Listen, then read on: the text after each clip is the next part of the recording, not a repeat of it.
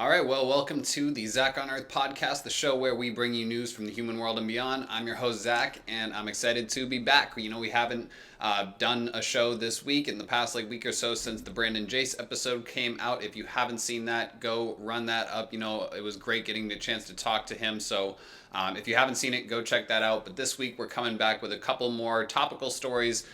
We have only a couple stories for you this week, so it might be a little shorter episode than we're used to, but that's okay. And the stories that we have are both kind of centered around a common setting today, which is the great state of Alaska. So we're going to be going up into the far northwest and doing a little bit of digging around a couple stories that kind of piqued my interest today, and I wanted to share with you guys. So the first one has to do with a controversial climate change related issue, which is that of oil drilling. And this is a story about the Willow Project. And this is an ambitious planned project for new oil drilling on federal land in Alaska, specifically in the northern part of Alaska on this place called the North Slope.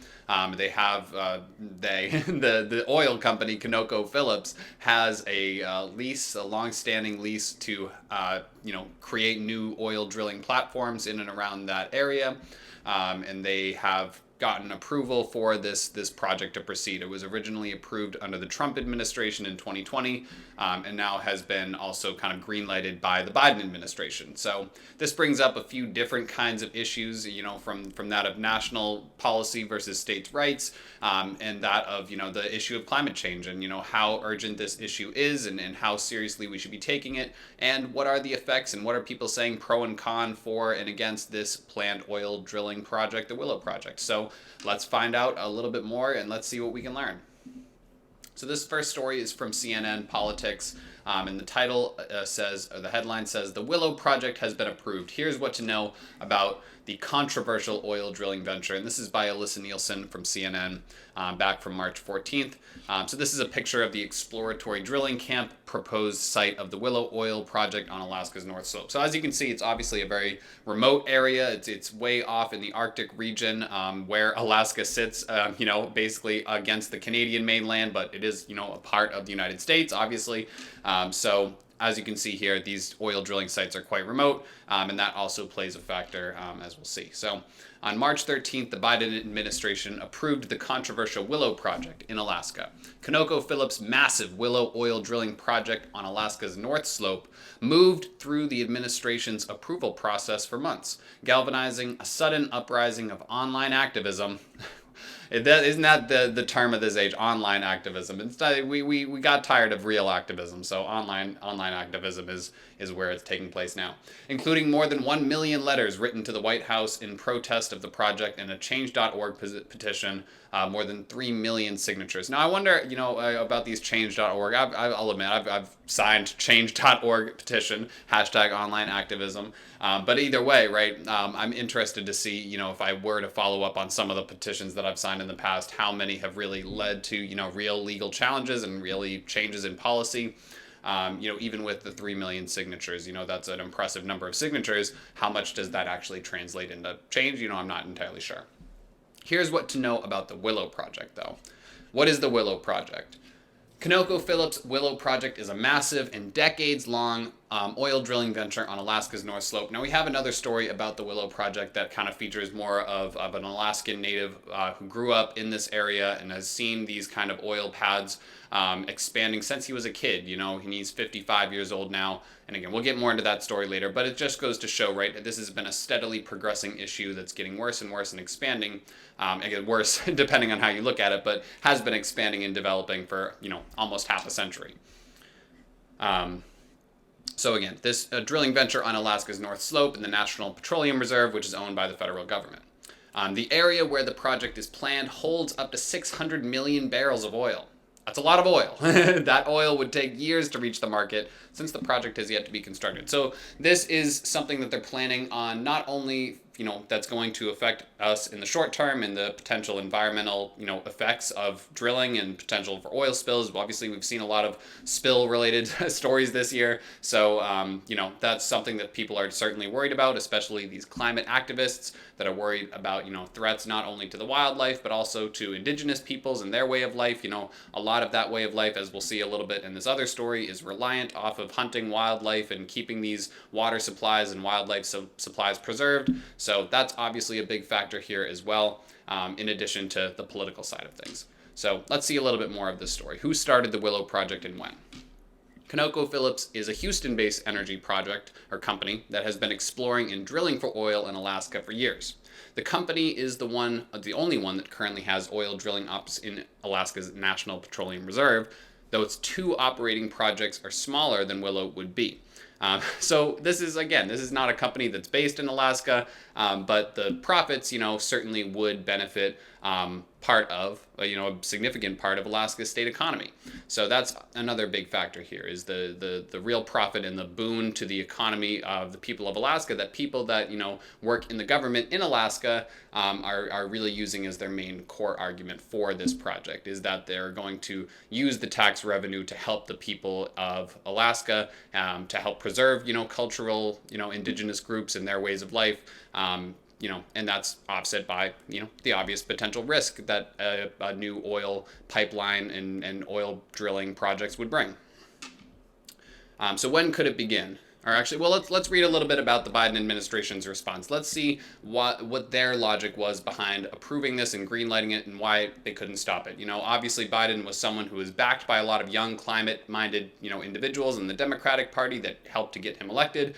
So one of his big, campaign promises is to not start any new oil drilling projects. So we're interested to see why he, would essentially kind of go against that and approve this project. Was it really just because of the deep pockets of these oil companies that are influencing him, or is there something else going on? And let's see, again, this is CNN, but let's see what this has to offer.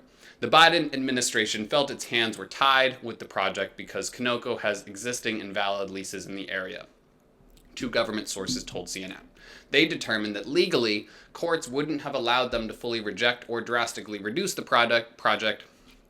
If they pursued those options, they could have faced steep fines in addition to legal action from ConocoPhillips. So they're saying it was essentially a wash. This was already a legal thing that had gone through a process of getting approved in previous administrations.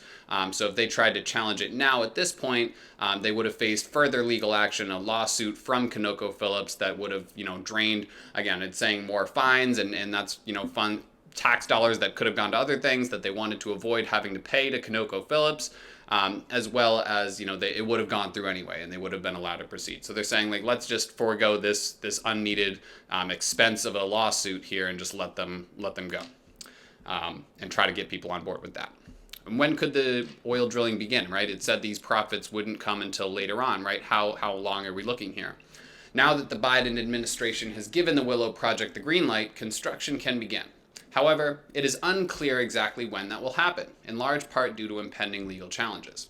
Earth Justice, an environmental law group, is expected to file a complaint against the project soon, and will likely seek an injunction to try and block the project from going forward. Environmental groups and ConocoPhillips are each racing against the clock. Construction on Willow can only be done during the winter season because it needs ice roads to build the rest of the oil project's infrastructure, including hundreds of miles of roads and pipelines and a processing facility. Depending on the weather, the Alaska's winter season could end sometime in April. And what would the legal arguments be against Willow? Well, it will almost certainly face a legal challenge. Earth Justice has told CNN it will be preparing a complaint, and it's already started laying out the legal rationale, saying that the Biden administration's authority to protect surface resources on Alaska's public lands include taking steps to reduce planet-warming carbon pollution. They're calling this thing a carbon bomb. They're saying the amount of carbon from the oil drilling and from the oil produced by the drilling and the carbon emissions that will later on produce will be a bomb to global warming and really increase the rate at which the planet warms, and that could be harmful, which Willow would ultimately add to that. We don't see any acceptable version of this project, said Jeremy Lieb, an Alaska-based senior attorney for Earth Justice, who spoke to CNN. So who supports this, right? Why are people pushing for this, right? We are all, I think aware of this big push that's happening for a transformation in our energy system, right? We're trying to push for more cleaner energy, whether that's electric vehicles or solar energy, wind, even nuclear energy. People are looking at as a potential viable alternative to natural gas and fossil fuels. This is, the big thing for climate change is that the fossil fuels are contributing to the global warming, and if the globe warms too much, in addition to its natural, in inclination to warm, if we add to that by our, fossil fuel consumption, then it's going to create all these, negative environmental effects, whether that's natural disasters, changing climate zones, and really displacing people. It's going to be a big mess is essentially what they're going to say if we allow these kinds of projects to keep proceeding for decades and decades. Now, one thing that I was thinking of is, this addresses the problem of America's oil supply, but it doesn't really address other countries that are independent of America that are expanding. Populations are increasing, whether it's in India or places in Africa that are developing and using more fossil fuels themselves and getting it from other places, right? I wonder how much stopping or, even proceeding with this Willow Project will ultimately affect the actual global warming, right? Is this really a carbon bomb, or is it more just another small addition to the big leaking that's happening everywhere all at once? Shout out to the Oscars. So who opposes the Willow Project? Other Alaskan natives living closer to the planned project, including city officials and tribal members in the native village of Nuiqsut, are deeply concerned about the health and environmental impacts of a major oil development. And this is similar to the fight that we saw with the Standing Rock tribe, with the Dakota Access Pipeline. I think we actually have an image of that here, so let's get that up. The Dakota Access Pipeline, and this was obviously a big legal fight a few years back, and it's still ongoing as this pipeline is being constructed. And the people that are kind of along this Standing Rock area in North and South Dakota are really concerned about the environmental spill risk, right? And one of the big things right now is that they're trying to get essentially the worst case scenario plans from the company that's constructing it, constructing the pipeline, and they're not really being transparent and communicating with the people and the locals about the risks that will be, obviously the risk is an oil spill, but what the response will be, and they're not being clear about that. So I think that's one part of this fight as well, is the transparency from the company, the two-way communication that seems to be lacking with people who are opposed to it, whether that's, climate activists online, #online activism, or the local indigenous peoples that might be affected by this. And again, not only the indigenous people, but all the peoples in Alaska and around the nation who are going to be affected by this in smaller rural areas of the country that might not have as big a voice in the government, but are going to be really suffering the negative effects when these things ultimately go wrong. We've seen how oil spills and chemical spills can negatively affect people's health, and let alone the people's health, but also the wildlife and the environmental damage. It causes so much negative. I don't know if my argument is that we have to go cold turkey with fossil fuels. It doesn't seem that that's realistic, but it seems that the compromise is that we have to stop approving these new projects for oil development and find other ways. It seems like if, we're really looking to, create new jobs, build solar panels, build, clean energy plants. I think that kind of work would give people new meaning, new hope, and also new jobs and new sources of income that are moving more in a direction of clean energy rather than investing in these new projects that are focused more on the short-term profits of fossil fuels. So I guess that's where we'll leave this story off. I did want to get into one other Alaska-based story with you today, so let's get right into it. And it's a little bit of a shift, but it's still in Alaska, and so this one is all about the Iditarod, which is an animal-based story. It's a dog sledding race. It's a famous dog sledding race that's happened for about 50 years or so in Alaska. It's a long trek. I think I'm trying to see exactly how long the Iditarod is. I'm sure the story will mention it, but the main focal point of this story, which is, we'll get to the point of it being about the dogs, but the standout breakout star of the dog sledding world is this guy, Dallas Seavey, this 36-year-old guy who runs a facility up in Alaska, way up in the forest with no one around. He's got this whole compound. He's got like 110 dogs here at this facility. And one of the things about these dogs is that they're not just huskies. You know, we think about dog sledding, you might think of like movies that you've seen, or like Snow Dogs, and it's a lot of just, you know, Alaskan huskies. But one of the things about these dogs is that they are bred for a very specific purpose, which is dog sledding, and they're trained and bred over time, generation by generation, until they have the right kind of mix. They mix with wild Alaskan dogs, with huskies, with different kinds of collies and shepherds, trying to find the right mix. And so a lot of the dogs that race in the Iditarod are actually kind of mongrels or mutts, right? They're these mixes of different breeds, not just these pure Alaskan huskies, although I'm sure, you know, there are huskies that get bred in with the mix too. But Dallas Seavey's got this whole compound. He's got 110 dogs here. 14 of them race at a time, his top 14 team. And he also comes from a long line of dog sledders. You know, his grandfather, Dan Seavey, ran the races back when they first got started in the 70s. His father was racing in the 90s and early 2000s, and still races today against his son. And that was kind of the focus of this story, was the competitiveness of dog sledding, and how Dallas Seavey, who's already won the Iditarod like 5 times, he has now, you know, he's trying to win one more, his 6th one. It's never been done for anyone to win that many, and he had to and he did it, but he had to beat his father. It was like this Anakin and Luke Skywalker kind of moment where the son has to like face up against the father, and he had to like watch his father fall into this ditch in the woods and decide in the moment to keep going in the race. It's this whole dramatic thing. But the story kind of behind the story here, behind the human drama and the family drama that makes sports like this, I think, really compelling and interesting, is the aspect of the treatment of the animals. And that's one thing that a lot of critics of dog sledding have brought up, and critics of the Iditarod, is that it's essentially antiquated and outdated. It's a kind of base kind of entertainment that we should just do away with, almost like the Colosseum or something, right? It's just something that doesn't really have a place in modern civilized society because of the treatment of these dogs, right? And we mentioned they live on this big compound. As you can see, it's like all outdoors. The dogs seem pretty happy. They're on what he calls zip lines, right? You can see the kind of zip line here. So they can move back and forth up this line. They are on chains. But, you know, again, they have these zip lines. They can move around. And the dogs, they're lounging out. They all have their own little dog house. And this one picture, you know, the dog looks pretty happy. This one's kind of looking down. I don't know, probably where he just peed or something. But, you know, the dogs, you know, this is the big argument. Is running hundreds of miles a week, training for these races, is this something that really brings the dog joy and happiness? Is it true to its nature and it's really just living its best life as a racer and it loves it?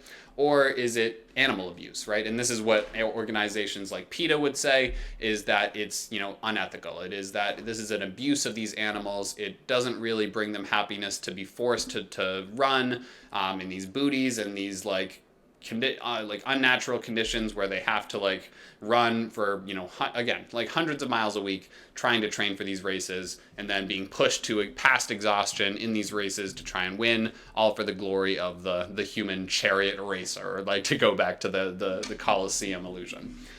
So let's see if we can read a little bit of this story. It's a pretty long story, so we don't want to read all of it, but I wanted to read a little bit of it to see kind of where the Dallas Seavey and his father had come under some scrutiny, and where this sport might be headed.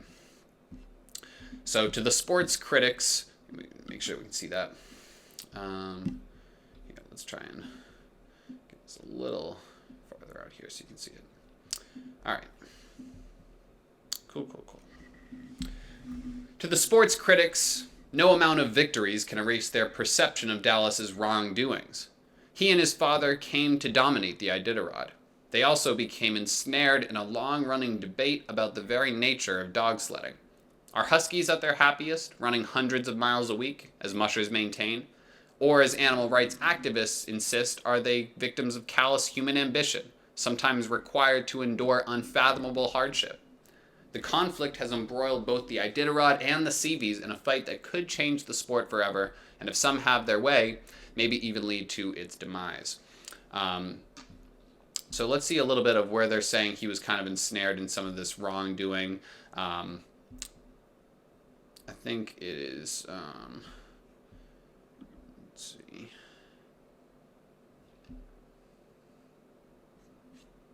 Yeah, I guess it's a little farther past it. Oh yeah, here we go. Dog sledding's most powerful antagonist, People for the Ethical Treatment of Animals, is as intent on terminating the race as Dallas is about winning it.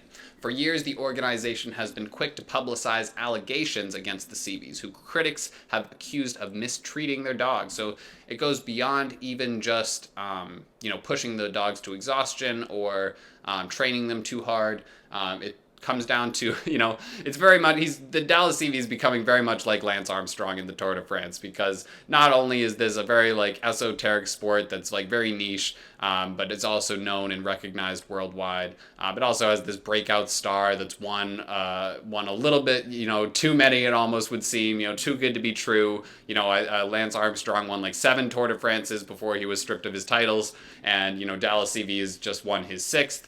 And this comes down to a doping scandal. So not the one difference is maybe who's getting doped here. It wasn't Lance Armstrong, or it was Lance Armstrong, but it wasn't Dallas Seavey who was doing the doping. It was the dogs. So let's see here. 6 years ago, dog sledding's most powerful antagonist, People for the Ethical Treatment of Animals, is as intent on terminating the race as Dallas is about winning it. For years, the organization has been quick to publicize allegations against the Seaveys, whom critics have accused of mistreating their dogs. Then, 6 years ago, hours after the finish of the 2017 Iditarod, 4 of Dallas's dogs tested positive for a banned opiate painkiller. Don't dope your dogs, people. That's the name of this episode. Don't dope your dogs.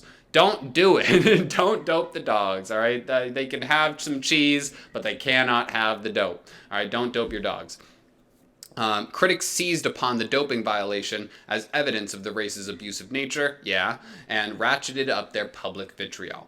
Even though Dallas was eventually cleared, the controversy rocked the tight-knit mushing community, with its reverberations still being felt. So Dallas denied it. We've seen people deny these things before, but someone doped the dog. He's not saying that the dogs weren't doped. He's just saying that he didn't do it. Now, I imagine as someone who is, obviously incredibly individually committed and passionate about this sport and about these dogs, he takes personal care of all of his dogs in addition to having some staff members. It makes sense that he would be aware of any dog on his racing team on race day. He knows if they're on any medications or not and when that was administered. He would know if his dog was on a painkiller. And whether or not he was the one who put the needle in, maybe that's what he's denying. He knew that his dog was on these illegal substances and should have maybe swapped it out for another dog. He keeps 110 dogs. You'd think he could maybe make a substitution to avoid this issue. So it seems that, a little too good to be true, right? It just seems that maybe it is the case that he was, totally oblivious to this, and it was just a fluke thing that happened. One of his staff members gave the dog a medication and he didn't know about it, whatever it was, and he was all innocent. Or these 6 Iditarod unheard of streak of wins is because he was using PEDs on his PETs. He was using performance enhancing drugs to win the race, and that's something that obviously should be disencouraged from all sports, but definitely would be evidence of this kind of animal abuse. So I think that, this story really comes down to that. It just comes down to how do we feel about sports like dog sledding, right? It's kind of similar to how people, cry out against horse racing and other, sports that rely on animals. I think those are probably the 2 big examples, but, we also go into human entertainment and things like Shamu and SeaWorld using whales and orcas and things like blackfish and, and all of these things where what is our relationship to nature, right? That's kind of a running theme of this show, right? What is our relationship to nature? In the past 100 years or more, it has been one of, exploitation. We have dominated nature, or tried to convince ourselves that we're dominant over nature, and in doing so have exploited it, right? We have pillaged the natural resources. We've dug up fossil fuels of, animals that lived tens of hundreds of millions of years ago and walked this earth, and now we're digging up their organic material and using it to power our cars. That's what fossil fuels are, right? And we're taking that from the past and digging it up and using it, or we're, treating the animals that are still alive and breathing on the planet, and treating them as our own personal, play toys. We're using them to fill up our zoos that are inhumane. We're using them to perform in shows for people to just pay a ticket price.